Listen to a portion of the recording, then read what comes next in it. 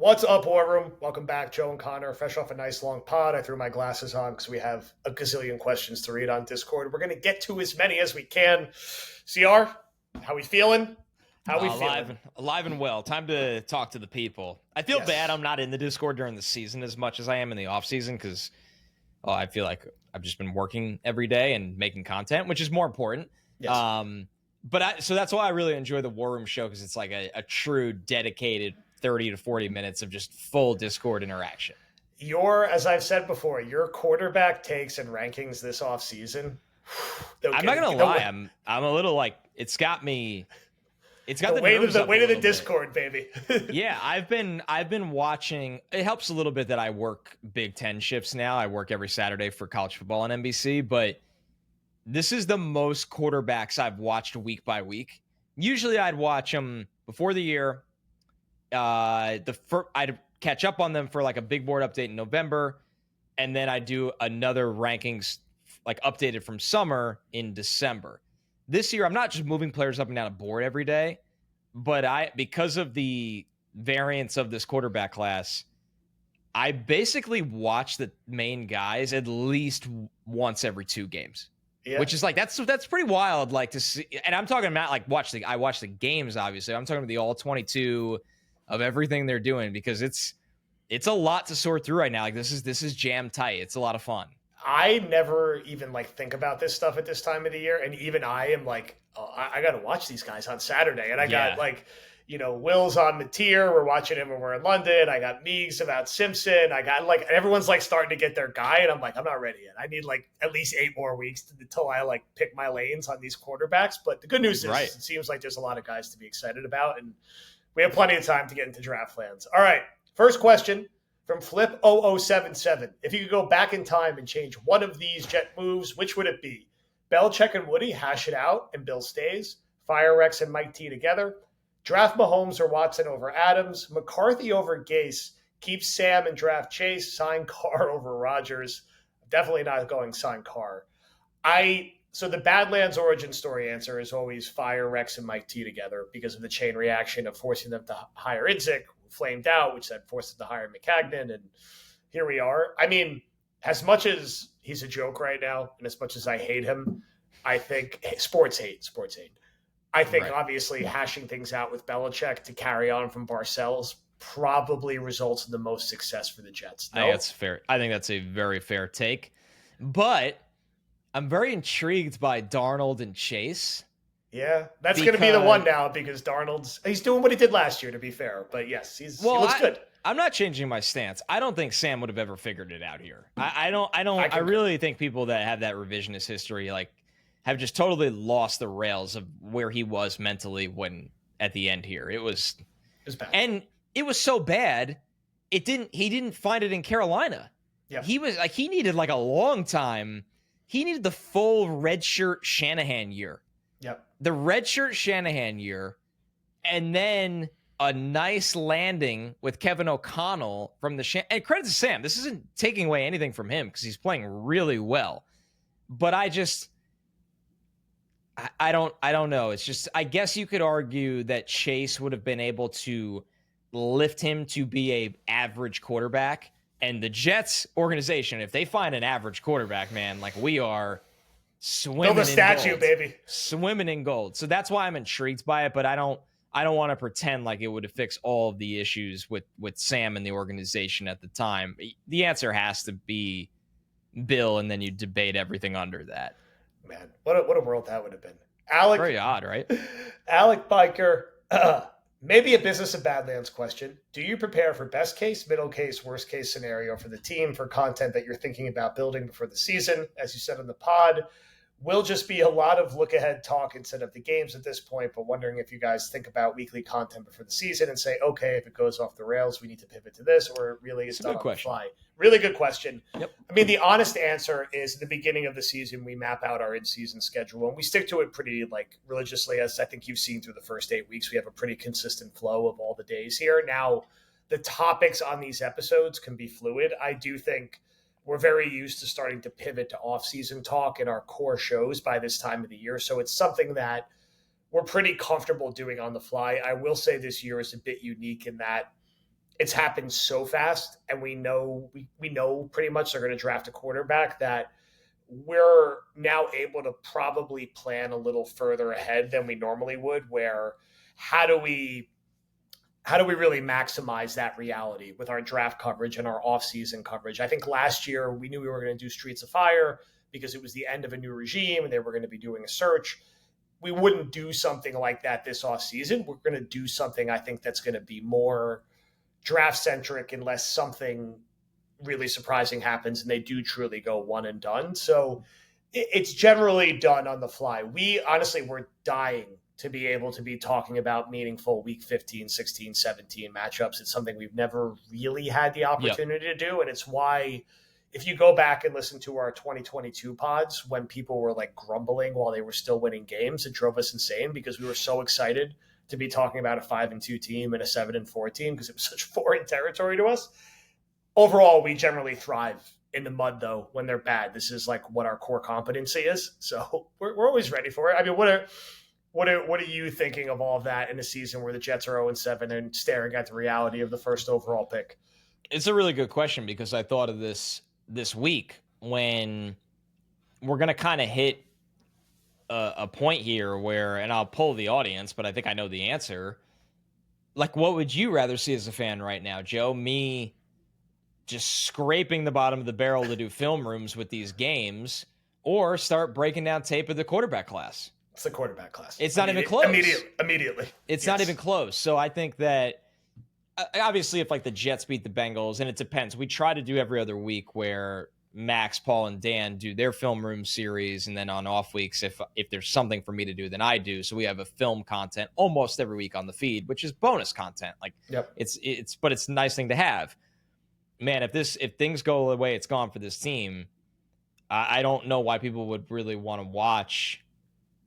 I could highlight some bad stuff, but eventually you're just like, okay, I've had my fill. Yeah, I don't need to go back over that road. Yeah. No, so that's an answer of how to audible on the fly, is that I'll do some college stuff because I think, like you've said many times, the longer, like the way the Jets keep losing, and they're not going to be good enough to change this no matter if they win a few. It's just going to be a constant combo around Dante Moore, Fernando Mendoza, and Ty Simpson. Yeah, we should get ready for that world and be excited to live in it at this point because, they're going to be probably like 1-12 getting ready to play the Saints. And right. I think there's only so much you can say about that. All right, JP Waxer, not a question, a comment. I proudly wore my Jets hat yesterday around town, just saying, hell yeah, you wear your gear, man. Ain't nothing wrong with that. I wear my Badlands shirt around all the time. And I think most people could generally sense it's Jets gear. And I have some Jets gear. I still wear it too. Come on now. We've been through worse than this. I know it seems like we haven't, but we've been through worse than this. Big Pedro, after this 0-7 start, what lessons do you think AG has learned from this unexpected beginning? My guess is that he will be more mindful of how he positions his roster and how he positions himself with the media in terms of expectation setting. I think he is learning certain roster management and game management things. I think it's taken a bit longer, but me and my guys can fix anybody. I think he hopefully has picked up that that's not the case, that Tony Adams is just bad. You can put him in any system. He's just bad. So just don't start him and start Malachi Moore, who you drafted and you're excited about. And that's an easy win. Do that. So, we'll see over the next 10 games, right? Can he get game management in a good rhythm? Can he stay in a good flow with the press? Can he make a consistent quarterback decision that makes sense? I hope he improves. He can improve. People do get better and learn on the job. Dan Campbell I don't want to do the Detroit thing, but he was bad year one. Yeah. And he got better. And, it happens sometimes. He came in so hot over the summer. And, this team, man, they were up 26-17. They seem to be headed to a double-digit win week one. And then Quincy Williams gets that personal foul and everything kind of goes to shit. And I just wonder – it shouldn't work this way, but I just wonder if they win that game and get that confidence boost where they are right now. I think the fact that they lost that game the way they did reignited the mope, especially when they got their shit kicked in by Buffalo. Right. And they're like, well, here we are again. And they haven't gotten out of that funk yet. So not an excuse, but what do you think AG is thinking about now 7 games in besides, holy shit? I thought the Miami game really sparked that because they should have beat the Steelers, but you didn't. And there's no way around it. They were the better team that day, but they made too many mistakes that they gave it away. You said it. You were like, I think they're going to beat the Steelers, and then I think they're going to get pummeled by Buffalo. The take is 99% correct. Like, they outplayed the Steelers in so many ways and just handed the game on a platter, and then they got their teeth kicked in by Buffalo. Yep.